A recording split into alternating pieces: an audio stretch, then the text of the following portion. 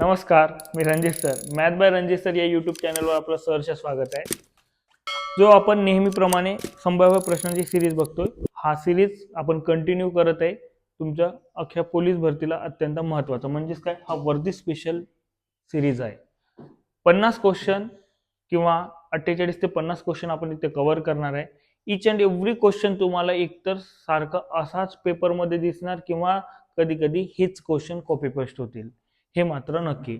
तर तुम्ही आपल्या चॅनलला नवीन असणार तर आधी सबस्क्राईब करून घ्या आणि इतर विद्यार्थी मित्रांपर्यंत शेअर करा.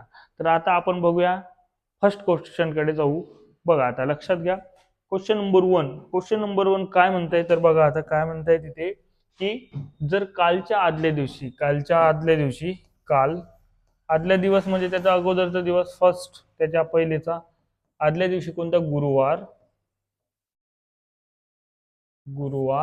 असेल तर सोमवार कधी येईल म्हणताय. आता सोमवार येण्यासाठी मला सांगा, आता सोमवार पुढे पुढे जाऊ, आता हे नंतरचे आहेत. मग काल काय येणार तुमचं, शुक्रवार. ठीक आहे. देन मग आता देन त्याच्यानंतर काल नंतर कोणता येणार, आज. देन उद्या,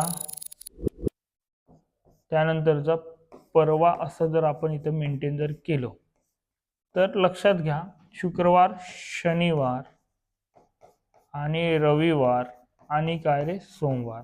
मग सोमवार असं मेंटेन होण्यासाठी, तुमचा सोमवार येण्यासाठी आपला कोणता म्हणजे कधीपर्यंत जाणे, परवापर्यंत आपल्याला जावं लागेल. म्हणून ऑप्शन क्रमांक 1 इज अ करेक्ट आन्सर तिथे राहणार आहे. देन 24 तासात घड्याळाचे काटे किती वेळा सरळ रेषेत येतात.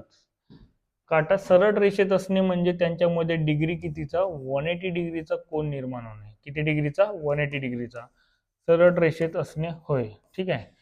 असं देन 1-7 या पद्धतीने जो काही आहे तो तुमचा सरळ रेषेत आहे. आपण जरी असा डायग्राम जरी काढला, इथं 1 जर काढला आणि त्याच्यानंतर इथं 6 आणि इथं 7 जर काढला, तर यामध्ये जो रेष असं म्हणतोय एक्झॅक्टली कोणत्या वेळेला, तो 1 तासामध्ये 1 वेळा असा बनतो. म्हणजेच तुमचं मग कोणती स्थिती वगळली जाते, 180च्या यामध्ये तुमचं 6ची स्थिती. म्हणून तुमचं 24 म्हणजे तुमचं सरळ रेषात किती वेळा येतात म्हटलं तर 24 तासात. 12 तासात तुमचं किती वेळा ना, 11 वेळा. तर तुमचं 24 तासात किती, पुन्हा 12 तासात 11 वेळा म्हणजे किती वेळा होणार तुमचं, 22 वेळा. असा option D is a correct answer तिथे राहणार आहे.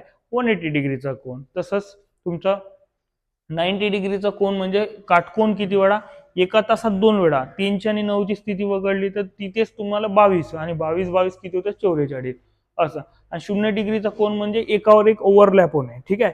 तर तो सुद्धा तुमचा 22 वेळा तिथे मेंटेन होतो, कारण 0 डिग्रीचा कोन एक्झॅक्टली 12 वाजता बनत नाही, तो आपण स्थिती वगळली असते. ठीक, ओके. देन पुढचं कंडिशन बघा, दुपारी 1 वाजल्यापासून रात्री 10 वाजेपर्यंत घड्याळाचे काटे काटकोनात असतील किती वेळा, म्हणजे डायरेक्ट वेळा असतील, असा तिथे तुम्हाला तिथे प्रश्न आहे. तर आता देन त्याच्यानंतरचा मला सांगा, टाइम ड्युरेशन आपण पाहून घेऊ काटकोनात. मग काटकोन आता इथे आपण आत्ताच बोललाय, काटकोन 1 तासात किती वेळा होते, 1 तासात काटकोन किती वेळा, 2 वेळा. 1 तासात 2 वेळा. तर आता बघा, टाइम इथून कुठपर्यंत म्हटलं आपण, 1 वाजल्यापासून 1 ते तुमचं 10 वाजेपर्यंत.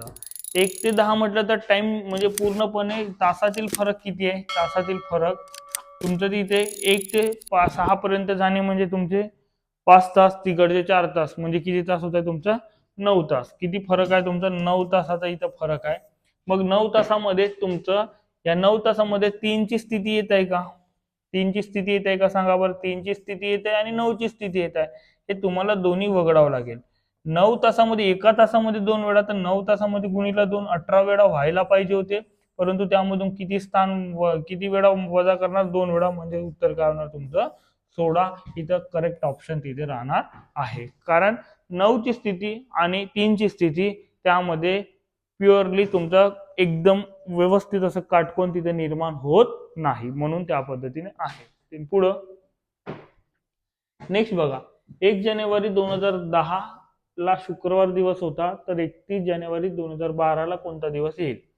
आता मला सांगा, इथे तुमचं डेट पण वेगळा आहे आणि देन त्याच्यानंतर महिना, देन त्याच्यानंतर वर्ष सुद्धा. तर आपण एक काम करूया, लक्षात घ्या. पहिले महिना जर समान जर केला, तर महिना जर म्हटलं तर काय सांगा बरं, 1 जानेवारी, 1 जान, ठीक आहे. पुढं जर कुठपर्यंत जायचं 31, मला सांगा, एक ज्याकडून आपण जातो त्याला आपण वगळतो, देन त्याच्यानंतरचा विचार करतो, मग त्याला वगळल्यानंतर बाकीचे दिवस किती जानेवारीचे? 30 दिवस. 30 दिवसाचे म्हणजे किती दिवस? एकतर 30 दिवस प्लस करा, नाहीतर काय करणार, 2 दिवस. क्लिअर? हे 2 दिवस तुम्ही पुढे जाणार. किती? 2 दिवस पुढे.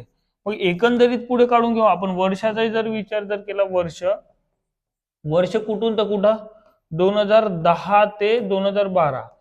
पण आता लक्षात घ्या मित्र, 2012 तुमचा लीप इयर आहे, परंतु 29 फेबला वगैरे किंवा फेबचा महिना येते का तिथे? नाही, 29 फेबला क्रॉस करत नाहीये.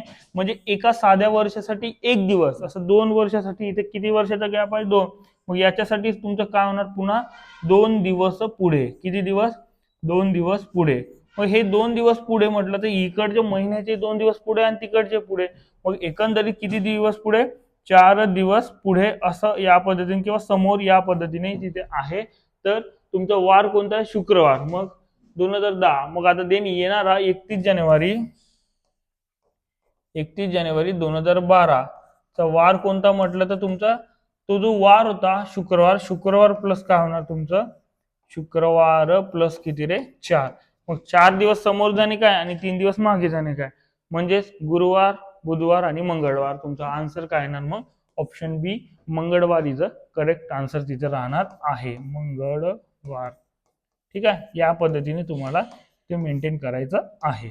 नेक्स्ट बघा, आता याचं जर उत्तर जर आपण इथं काढलं तर लक्षात घ्या, अविधान आणि निष्कर्ष या पद्धतीने आहे. तर्क, अनुमाने. तर विधानामध्ये सर्व पदवीधर पुरुष आहे. सर्व पदवीधर. आता पदवीधर कुठे येणार? आतमध्ये. पदवी सर्व पदवीधर काय म्हणताय? पुरुष. बरं, याच्यावरून काढू आपण पुरुष. पुढं काही पदवीधर हे अधिकारी आहेत. मग काही पदवीधर हे अधिकारी आहेत असं म्हणताय, तर काही पदवीधर म्हटलं तर तुमचं इथे या पद्धतीने असं होणार. ठीक आहे, मग अधिकारी. ठीक आहे. हा, पुढे मग आता देन त्याच्यानंतरचा आता अनुमानवाचा. सर्व पुरुष हे पदवीधर आहे. सर्व पुरुष हे पदवीधर. बाहेरच्या आतमधल्या सोबत आहे का? तसं नाही. मग आता तुमचा बाहेरच्या आतमधल्या सोबत काहीचा संबंध करतो. हा, सर्व पदवीधर पुरुष आहे हे 100% खरं असता. मग आता इथं नाहीतर तुमचं काही पुरुष हे पदवीधर आहे हे निश्चितपणे. ठीक आहे, मग इथं काय होत आहे, जिल्ह्यापेक्षा तालुका मोठा होते. मग तो जर आपण खरं ठरवलं तर समजलं का? तसं होणार नाही. म्हणून आता बघा, काही पुरुष अधिकारी आहेत. हा, आता पुरुष आणि अधिकारी यांच्यामध्ये असं गुंतलेला इथं मेंटेन होतं. गुंतलेलं जेव्हा जेव्हा मेंटेन होतं काहीचा संबंध होतो. म्हणून अनुमान 2 तुमचा करेक्ट आहे. म्हणजे फक्त 2 बरोबर हा तुमचा B option is a correct answer राहणार. क्लिअर? मग ओके. Then next. हा बघा, हा जो क्वेश्चन आहे याच्यावरचे आपण 2 क्वेश्चन बघणार आहे. हे 6वा. इथं बघा, खालील माहिती प्रश्न क्रमांक 6 व 7 सेम टू सेम. इथं एक क्वेश्चन झालं, देन दुसऱ्या स्लाइडवर आपण इथं मेंटेन करू दुसरा क्वेश्चन. ठीक आहे, तर बघा आता. मग आता देन त्याच्यानंतरचा आपण इथे 7 मित्र ABCDEFG एका इमारतीत राहतात, परंतु त्याचप्रमाणे आवश्यक नाही. या इमारतीत 7 मजले असून प्रत्येक मजल्यावर एकच व्यक्ती राहतात. तडमजला 1, त्याच्या वरच्या मजल्यावर 2 असं क्रमांक. म्हणजे खाली तुमचा मजला जर आपण जर विचार जर केला, मजला काय, खाली 1 नंबर आहे म्हणताय, मग इथे 2, 3 असं करता करता कुठपर्यंत 7 पर्यंत तसं मेंटेन आहे. तर आपल्याला हा विषय करायचा नाहीये, तर डायरेक्टली कोण कुठं राहत आहे त्यानुसार आपण विचार करूया. तर व्यक्ती कसा आहे, ते मजले कशा आहे, कशा पद्धतीने राहणार, तर आपण त्याला नंबरिंग नंतर देता येणार. तर आता ते व्यक्ती कुठं राहते बघा. आता पहिल्यांदा सुरुवात करताना सी फक्त ई आणि ए च्या खाली राहतो. सी फक्त. मग आता मला सांगा, इथे जर मी सपोज सी इथं घेतला, ठीक आहे, एक कंडिशन, तो ई आणि ए च्या खाली राहतो, एकाच लाईनीत राहणार नाही, हे दोन, आता यांची पोझिशन अजिबात माहित नाही, ई वरती असेल किंवा खाली असेल माहिती नाही, परंतु सी निश्चितपणे कोणाच्या खाली असतो, ए आणि ई च्या, ठीक आहे, इथपर्यंत झालं. हा, ई आणि ए किंवा ए आणि ई च्या खाली असतो, खाली राहतो, पण तो जी च्या वर लगेच राहतो. कोण? सी. कोणाच्या वर? जी च्या वर. मग इथं तुमचं कोण येणार? जी होणार असं. देन पुढं डी लगेच बी वर राहतो, म्हणजे डी हा कोण? डी हा व्यक्ती बी च्या लगेच वर राहतो असं म्हणताय. जो पहिला मजला वर राहत नाही, पहिल्या मजल्यावर राहत नाही, कोण? डी पहिल्या मजल्यावर राहत नाही, म्हणजे आपण इथं सेटलमेंट करून टाकूया, इथं डी आणि बी. क्लिअर? देन मग पुढं जर देन त्याच्यानंतर ई सर्वात वरच्या मजल्यावर राहत नाही, ईला आपण सर्वात वरच्या मजल्यावर घेतला सुद्धा नाही, तर एकूण व्यक्ती किती होते तुमचे? 1 2 3 4 5 आणि 6 आणि 1 7.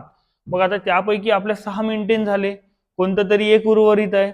मग कोण उर्वरित आहे? तर मला सांगा आता देन त्याच्यानंतर इथलं बघा, इथलं A B C D E F नाही आहे, मग एफ तुमचं खाली इथं मेंटेन होणार आहे. सर्व कंडिशन सॅटिस्फाय झाली. आता पहिल्या मजल्यावर कोण म्हटलं तर एफ, आणि 7व्या मजल्यावर कोण म्हटलं तर ए. मग आता देन सर्वात वरचा मजला म्हणजे कोणता? 7वा मजल्यावर कोण राहतो म्हटलं तर वरती कोण आहे? ए. म्हणून option A is a correct. तिथे कधी कधी गुगली असं होतो ए कुठेतरी दुसऱ्या ठिकाणी राहणार, तेव्हा ऑप्शन व्यवस्थित बघणे आवश्यक राहील, म्हणून option A is a correct answer. Then पुढचं त्यानंतरचं त्याच वरचं बघा, ए आणि डी मध्ये किती व्यक्ती आहेत? ए आणि डी मध्ये आता आपण पुन्हा मोजूया. ए आणि डी मध्ये बघा, ए आणि डी मध्ये म्हटलं तर कोण कुठं आहे? मग सांगा. ए व डी इथे आहे, ए व डी यांच्यामध्ये किती व्यक्ती आहेत? 1 2 3. मग तीन असणारा ऑप्शन कोणता आहे ते बघा, म्हणजे option C is a correct answer. 3चं सी. क्लिअर? एकाच डेटावरून 2 क्वेश्चन असंही क्वेश्चन विचारलेले आहेत. मागचे क्वेश्चन पेपर बघता भंडारा किंवा दुसरे कोणकोणते क्वेश्चन पेपर मध्ये किंवा सोलापूर, 2 किंवा 3 क्वेश्चन असं डेटावरचे विचारलेले आहेत.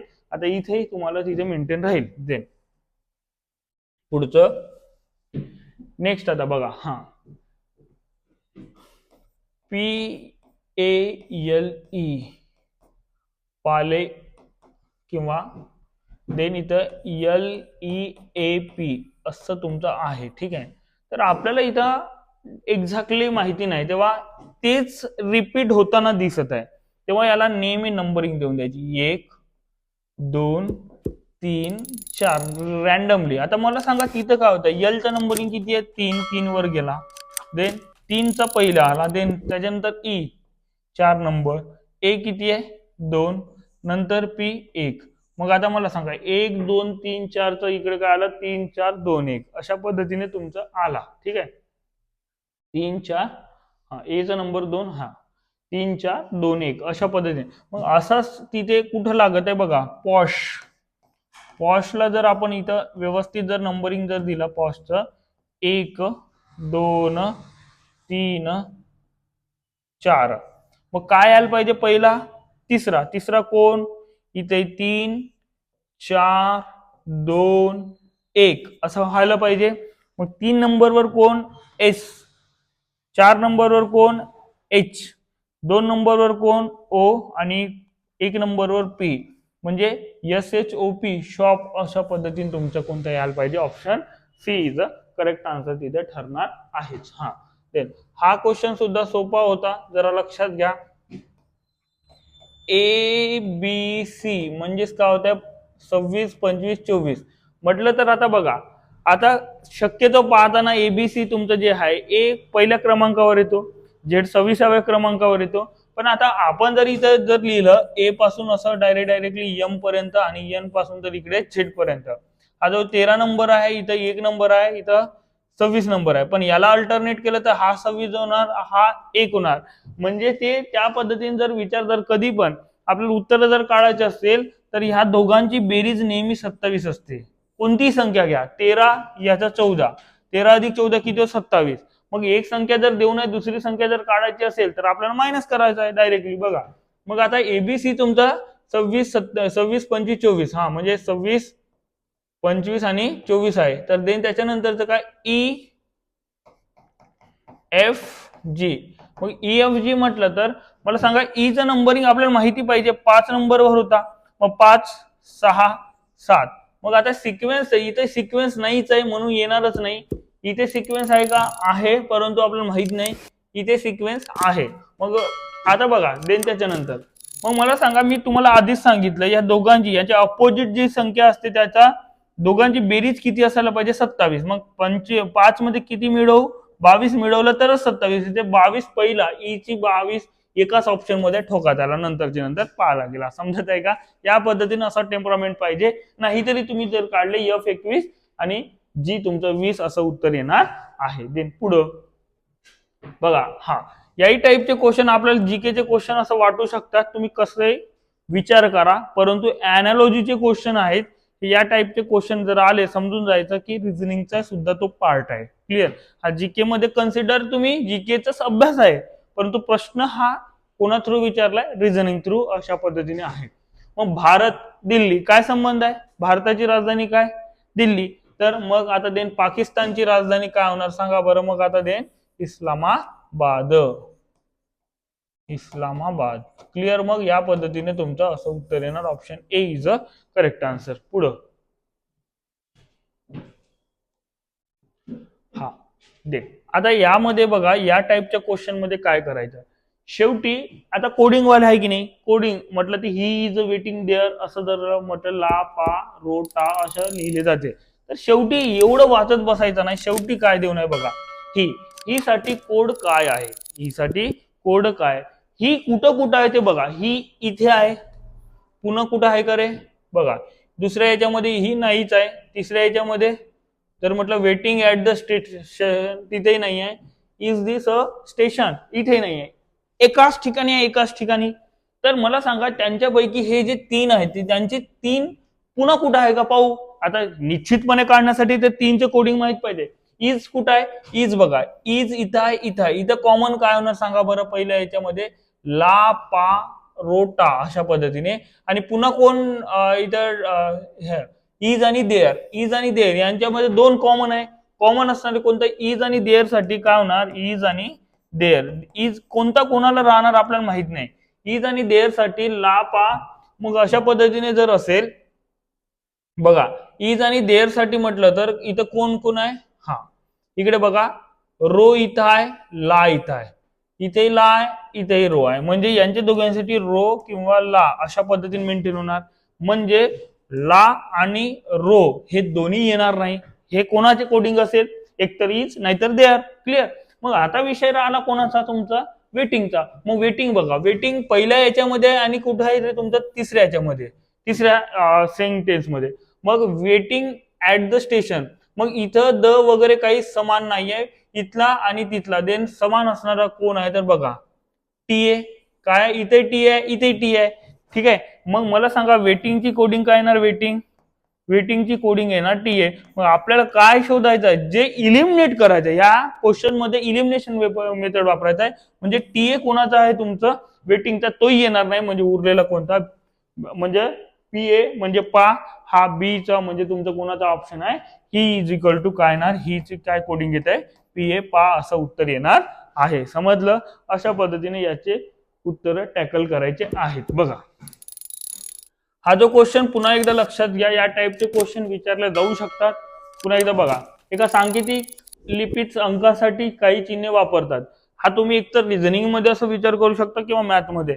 दोन्ही पद्धतीने आपण करायचा मॅथ प्रमाणे, परंतु रिझनिंग मध्ये असा कोडिंगचा त्या पद्धतीने विचार केला जातो. तर तिथे काय म्हणताय बघा लिपीत. आता ट्रायंगल साठी काय दिलाय सांगा? 4. ट्रायंगल म्हणजे किती? 4. इथं भागाकारात चिन्ह आहे, भागाकार. हॅशटॅग साठी किती दिलाय? 2. देन प्लस आहे तर प्लस.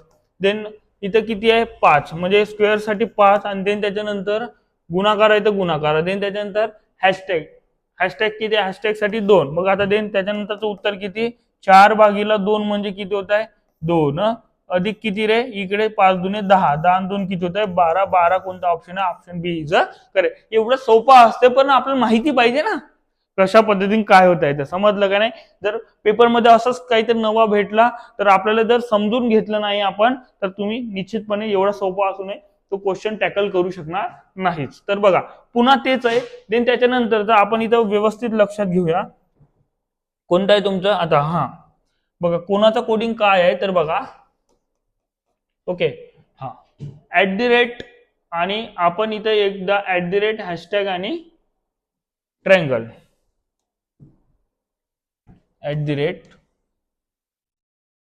@ साठी 1 हॅशटॅग साठी 2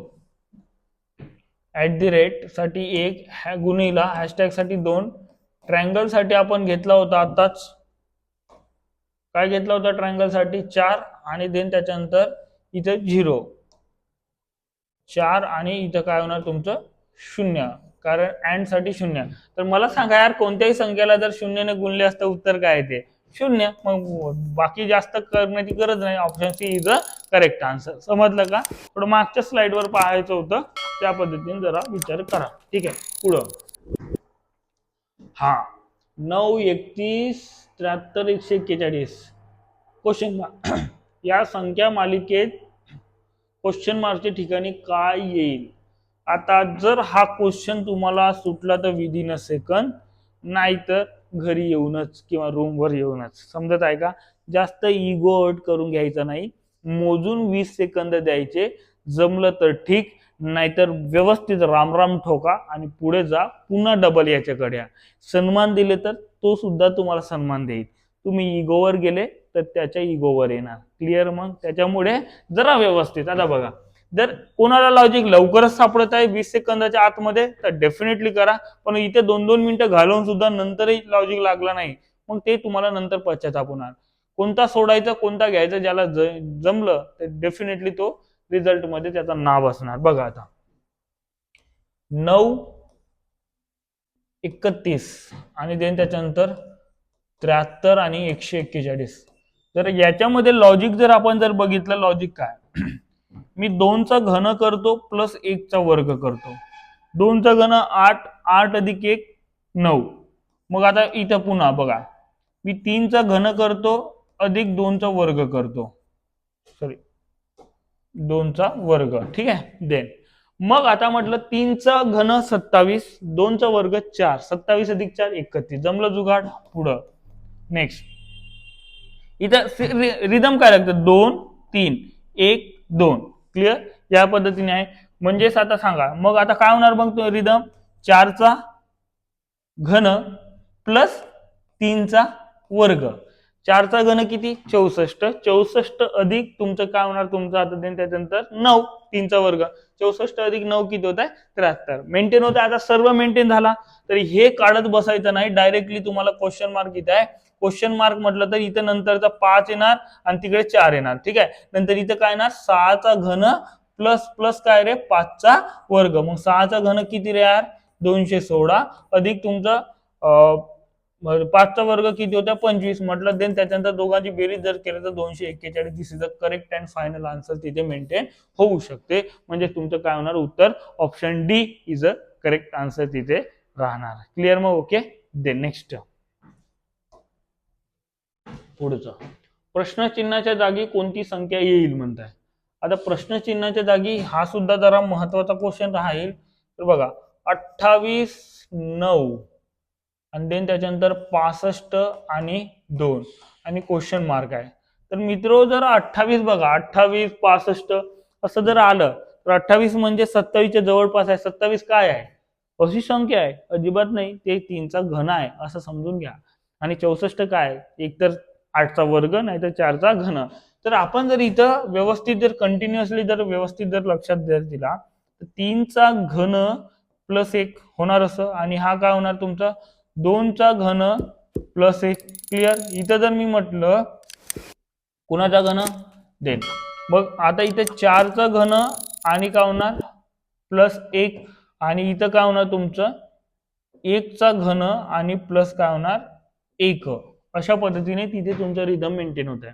मग 3 चा आता बघा इथं तुमचं उतरता क्रम आहे अल्टरनेट आणि इथं काय होतंय तुमचं चढता क्रम. इथे तुमचं काहीतरी चढता क्रम यायला पाहिजे.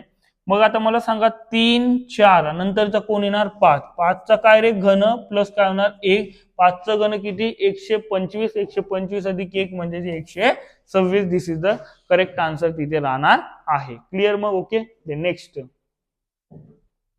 आता बघा हाही क्वेश्चन त्याच पद्धतीचा आहे अंकमालिका मधला. तर याच्यामध्ये रिदम काय लागत आहे वरच्या अंशामध्ये बघा अंशामध्ये जर रिदम आता जेव्हा या टाइप अपूर्णांकाचे क्वेश्चन येणार तेव्हा तुमचा वरच्या वरच्यांचा रिलेशन लावायचा खालच्या खालच्यांचा. मग वरच्या वरच्यांचा म्हटलं तर बघा 7 पासून 11 म्हटलं तर 4चं पुन्हा 15 म्हटलं तर 4चं पुन्हा 19 म्हटलं तर 4चा फरक आहे इथे. ठीक आहे म्हणजे इथनं 4चा फरक म्हटलं तर 23 तुमचं उत्तर यायला पाहिजे. वरचा 23 असणारं तुमचं एकच ऑप्शन आहे. समजत आहे का एकच ऑप्शन आहे की नाही. मग आता एकच ऑप्शन आहे तर दुसरं काही पाहण्याची गरज आहे का नाही. पण आता लक्षात घ्या इथं खाली काय येऊ शकते तर इथे लक्षात घेणे आवश्यक राहील. मग आता देन पुढं मग जर इथे जर आपण जर असं मेंटेन जर केलो तर सांगा आता देन खाली कोणता रिदम लागत आहे तुम्हाला हे लॉजिक इथे मेंटेन झालेलं आहे. तर मला सांगा आता खालचा जो तुमचं उत्तर तुमचं किती यायला पाहिजे 50 आणि लॉजिक कोणता लागत आहे यावरून 10 17 26 आणि 31 याच्यामध्ये कोणता लॉजिक लागत आहे म्हणजेच 50 यायला पाहिजे. असं 50 उत्तर आलंच आहे हे याचा आन्सर तुम्ही कमेंट मध्ये नक्की टाका. समजत आहे का तुमच्याकडे हा होमवर्क राहणार आहे. पुढं देन बघा हा जो क्वेश्चन आहे पुन्हा अत्यंत सोपा आणि फुकटचा. आता बघा जवळजवळ आता विद्या एका सांकेतिक भाषेत मोहरीला गुलाब म्हटले तर म्हणू द्या ना आपल्याला काय करायचं आहे पुढं आता बघू. शेवटी वाचायचं शेवटी तर व्हॅलेंटाईन डे साजरा करताना याच भाषेत मित्र मैत्रिणींना काय देतात. आता जवळ येत आहे बघा तुम्ही आता जरा ठीक आहे. तर काय देतात तुम्हाला तर चांगलं माहिती आहे काय देतात मग गुलाब. काय देतात गुलाब. पण गुलाबच आहे का मित्र. मग त्याचा जसा गुलाबाचा बटाटा होतो बघा समजत आहे का तशाच पद्धतीने इथे काय आहे. आता बघा गुलाबाची कोडिंग काय आहे गुलाबाची कोडिंग काय दिलंय गुलाबाला काय म्हणतात बटाटा. मग तोही झाला बटाटा. समजत आहे का ती नाही म्हटली हा झाला बटाटा. क्लिअर. मग अशाच पद्धतीने आहे बघा म्हणून उत्तर कोणतं येणार. मग नेक्स्ट आता बघा पुढचं क्वेश्चन छायाचित्रातील मुलीकडे निर्देश करत गणू म्हणाला. कोण गणू काय म्हणतोय गणू एका मुलीकडे निर्देश करत मुलीकडे निर्देश करत असं म्हणताय की काय म्हणताय बघा.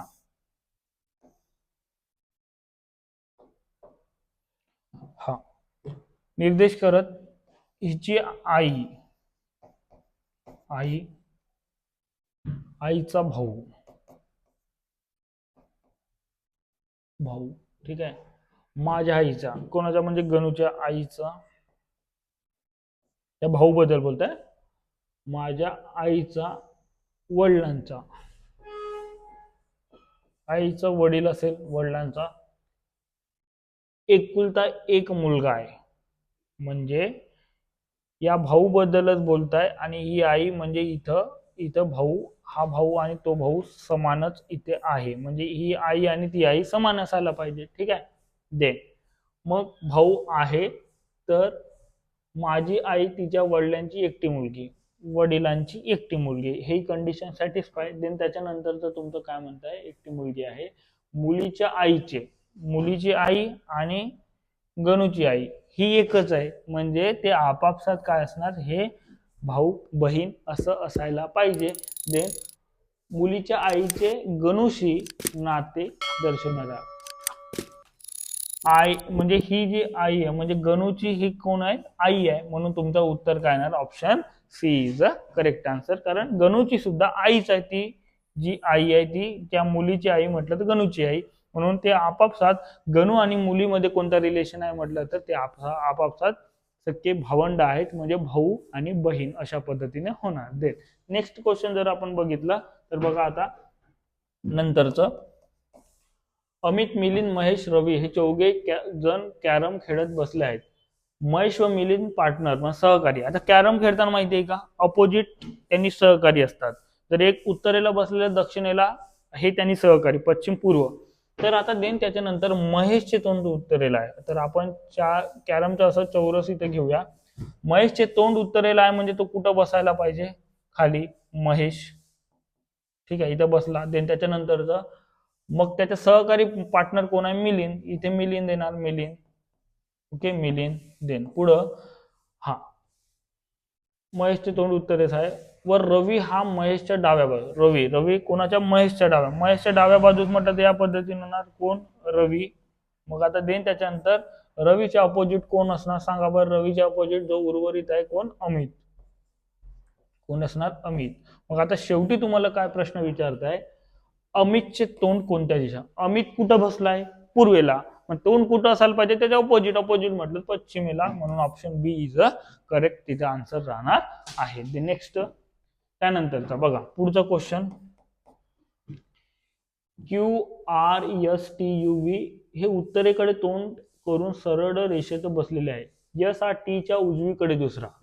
तर आता जसं वाचलो आपण, यस कोणाच्या? टीच्या. टी जर उत्तरेकडे पाहता, टीच्या उजवीकडे दुसरा. 1 2 कोण? एस आहे.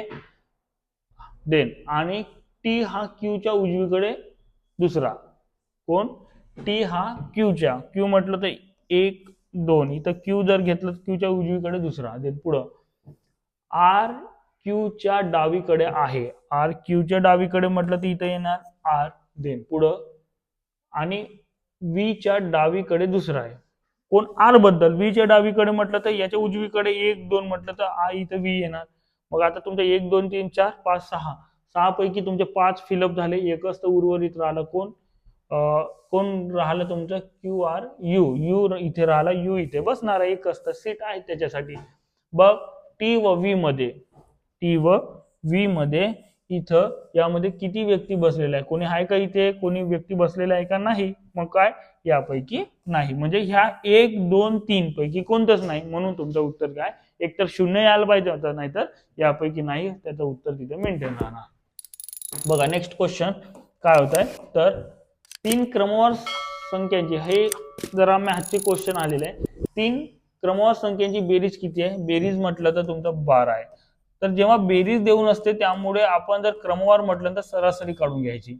मग सरासरी काय असते? एकूण किती संख्या आहे? 3 संख्या. मग आता बेरीज डिवायडेड बाय 3 संख्या म्हणून डिवायडेड बाय 3 म्हणजे उत्तर 4. 4 मधली संख्या आहे, मिड टर्म.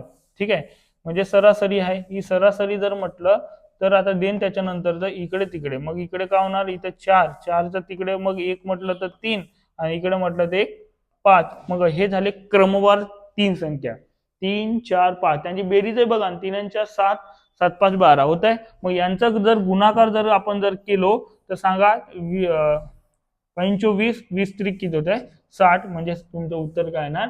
ऑप्शन ए 60 हा करेक्ट आन्सर तिथे राहणार आहे. देन पुढं त्यानंतरचा बघा, खालीलपैकी कोणत्या संख्येला 8 ने भाग जातो? 8 ची कसोटी. एकतर शेवटच्या 3 अंकांनी मिळून जे काही गट निर्माण होतो त्याला 8 ने निश्चित भाग जाणे, किंवा शेवटी 3 शून्य असतील तर मग शेवटी 3. आता मला सांगा, पहिल्यांदा 3 शून्याकडे पाहून घेऊ, डायरेक्टली दिसून जाते, काही विषय नाही. इथं 3 शून्य आहे, मग 8 ने कुठे भाग जातो असंच म्हणताय? जातो. जात नाही असं म्हणताय का? नाही, जातो म्हटलंय तर डायरेक्टली तुमचं उत्तर काय ना? सी ऑप्शन ठोका. नंतरची नंतर पाहायला गेला काय विषय आहे तर. क्लिअर की नाही? म्हणून ते सर्व चेकआउट करण्याची काही गरज आहे का? मग आपल्याला पाहिजे ते उत्तर विदिन सेकंद उत्तर येत आहे, तर आपल्याला तिथे मेंटेन करून ठेवावं लागेल. क्लिअर? तुम्ही चेकआउट करा, एकही उत्तर तुमचं मॅच होणार नाही, 8 ने भाग जाणार नाही शेवटच्या 3 अंकांना. म्हणून option C is a correct answer तिथे राहणार आहे. देन पुढं त्यानंतरचा जर आपण जर इथं विचार जर केला तर काय? दीपकने एका पुस्तकाचा दररोज वाचलेल्या पृष्ठांची संख्या 12 8 9 11 6 14 अशी आहे. यावरून दीपकने सरासरी दररोज किती पृष्ठे वाचली? या पद्धतीने जर असेल तर तुम्ही आतापर्यंत घिसापिटा मेथड जे काय आहे, सरासरी बरोबर एकूण घटकांची बेरीज डिवायडेड बाय एकूण. मग एकूण घटकांची सरासरी जर सरासरी काढायची आहे ना, म्हणून काय होणार? 12 अधिक 8 अधिक 9 अधिक 11 अधिक 6 अधिक 14 डिवायडेड बाय काय होणार? 3 3 6 6 म्हटलं तर तुमचं उत्तर काय येते? मग इथं डिवायडेड बाय 6 घटक.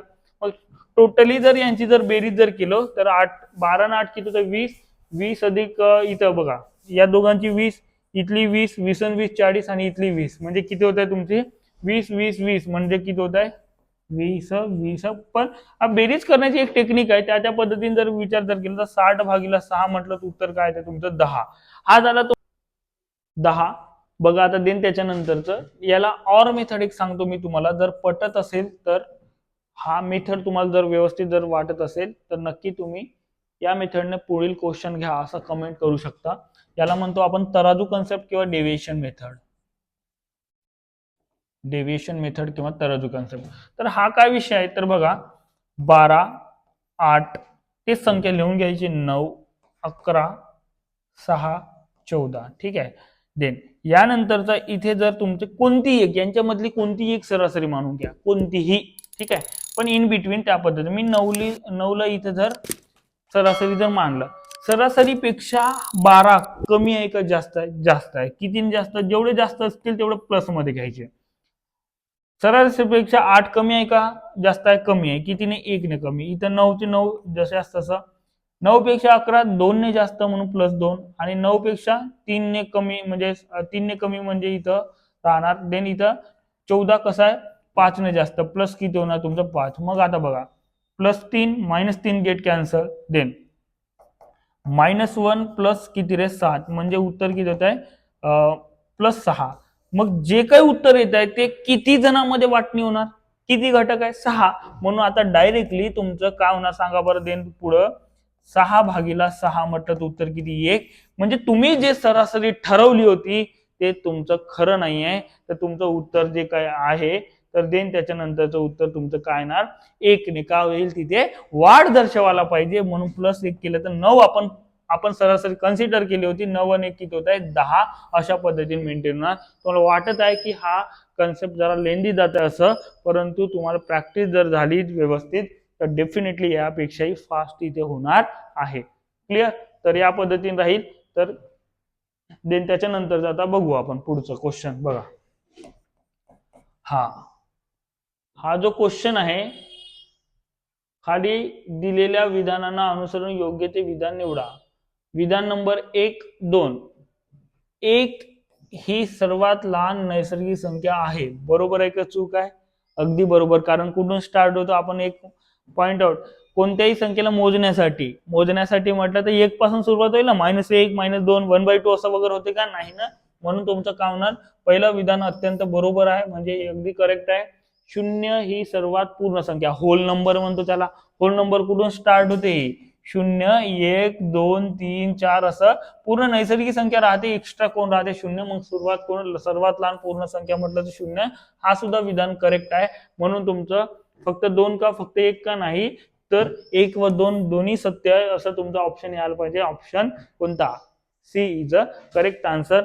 या पद्धतीने आज आपण हा जो अंकगणित आणि बुद्धिमत्ता या 2 विषयाचा व्यवस्थित हाफ पार्ट म्हणजे पार्ट 1 आपण पूर्णपणे कव्हर केलेला आहे. तर तुम्हाला व्हिडिओ लेक्चर आवडत असतील तर नक्की लाईक करा, शेअर करा, सबस्क्राईब करा. आणि इथं कोणी बरेच दिवसापर्यंत पासून इथे आपल्याला फॉलो करताय परंतु सबस्क्राईब केले नसणार तर आवर्जून ते सबस्क्राईब करून घ्या. असेच नवनवीन व्हिडिओ, इफेक्टिव्ह क्वालिटी व्हिडिओ तुम्हाला मिळत राहतील. ठीक आहे. भेटूया नेक्स्ट लेक्चरमध्ये. धन्यवाद.